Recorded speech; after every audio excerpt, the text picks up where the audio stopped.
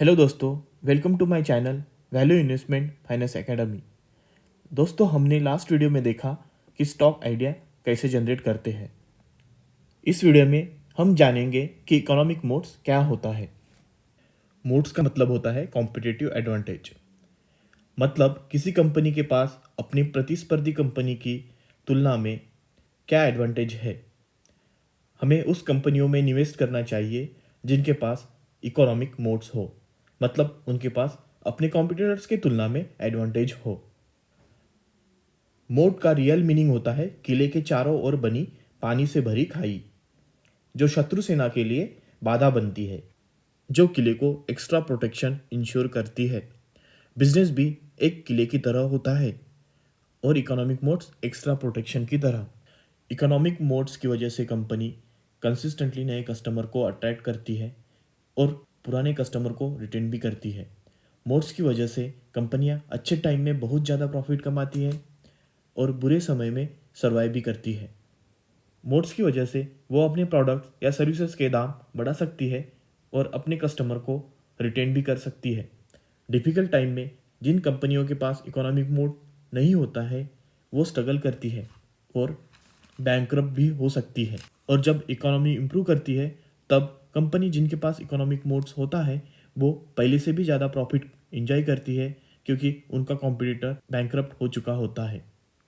अब सवाल ये आता है कि कंपनी के पास इकोनॉमिक मोड है या नहीं है, ये आइडेंटिफाई कैसे करें। उसके लिए हमें ये पता लगाना पड़ेगा कि वो कंपनी कौन से प्रोडक्ट या सर्विसेज है प्रोवाइड करती है। सेम प्रोडक्ट या सर्विसेज और कंपनियां प्रोवाइड करती है क्या। हम ये प्रोडक्ट या सर्विसेज कौन सी कंपनी से लेंगे और क्यों लेंगे, जिस कारण से हम इस कंपनी के प्रोडक्ट खरीद रहे हैं वो लॉन्ग टर्म में सस्टेनेबल है या नहीं। इकोनॉमिक मोड्स मेनली 4 तरह के होते हैं।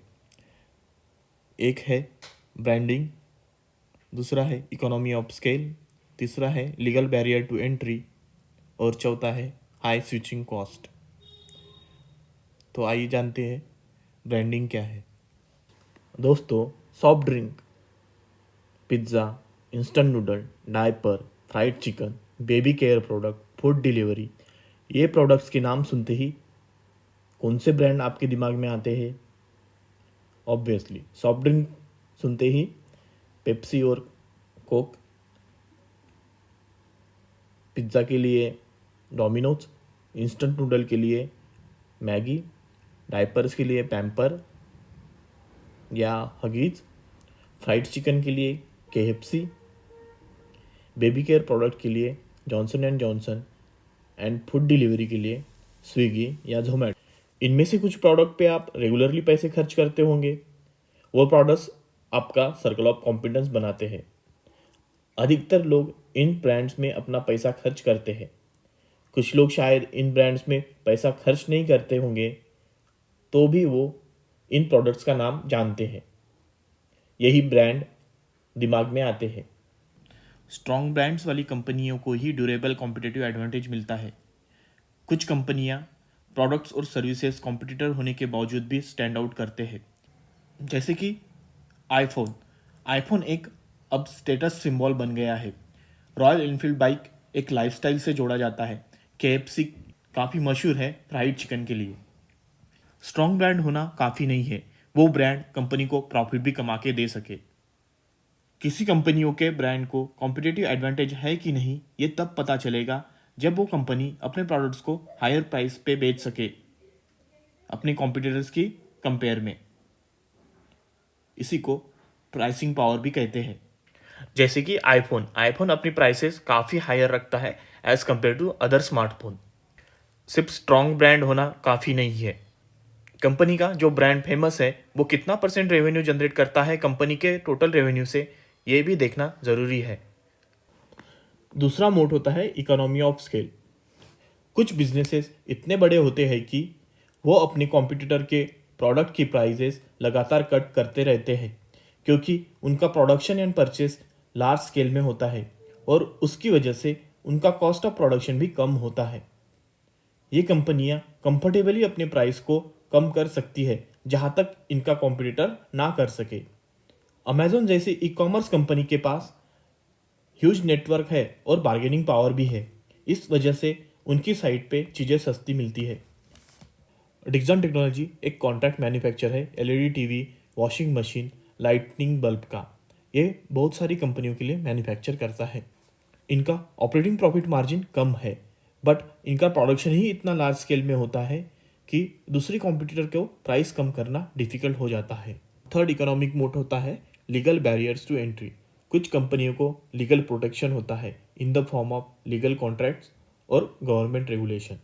केमिकल कंपनीज को गवर्नमेंट रेगुलेशन स्ट्रिक्ट होते हैं, बहुत सारे परमिशन भी लगते हैं, इसलिए नई केमिकल कंपनी ओपन करना डिफिकल्ट होता है। लीगल प्रोटेक्शन जैसे कि पेटेंट, कॉपीराइट कॉम्पिटिटर की एंट्री के लिए बैरियर खड़ा करता है।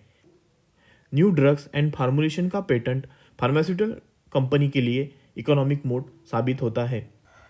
चौथा इकोनॉमिक मोड है high switching cost. Switching cost वो है जो एक्सपेंसेस एंड इनकन्वीनियंस होते हैं जो एक प्रोडक्ट या सर्विसेज को दूसरे प्रोडक्ट एंड सर्विसेज में स्विच करने में लगते हैं। क्या आपको याद है कि आपने अपना बैंक अकाउंट लास्ट टाइम कब चेंज किया था? हम अपना बैंक अकाउंट इसलिए चेंज नहीं करते क्योंकि हमारे EMI, salary, credit card bills उस बैंक अकाउंट से लिंक होते हैं और अकाउंट चेंज करके हमें इनकन्वीनियंस होता है। माइक्रोसॉफ्ट ऑफिस से दूसरे ऑफिस सूट में स्विच करने के लिए आपको नया सॉफ्टवेयर पैकेज लगेगा, एसोसिएटेड डेस्कटॉप एप्लीकेशन लगेंगे, सर्वर लगेगा और नई सर्विसेज भी एक्वायर करनी पड़ेगी और लोगों को नए सॉफ्टवेयर में ट्रेन करने के लिए काफ़ी समय लगेगा और पैसा भी खर्च होगा। आईटी कंपनी के सर्विसेज लेने वाले कस्टमर और कंपनी को हाई स्विचिंग कॉस्ट का सामना करना पड़ता है, इसलिए ज़्यादातर आईटी कंपनी कस्टमर रिटेन करके ही अपना रेवेन्यू जनरेट करते हैं। जोमेटो और स्विगी दोनों ही फूड डिलीवरी कंपनियां हैं, बट यहाँ पे स्विचिंग कॉस्ट कम है या ना के बराबर है, इसलिए जब भी कस्टमर को एक कंपनी की सर्विसेज अच्छी नहीं लगती तो वो दूसरी कंपनी पे ज़रूर शिफ्ट होते हैं।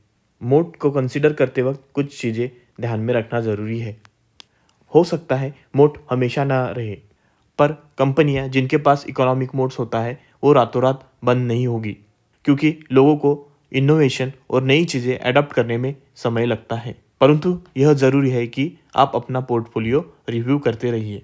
कुछ कंपनियों को हो सकता है कि मल्टीपल मोड्स हो, जैसे कि brand name and unique product.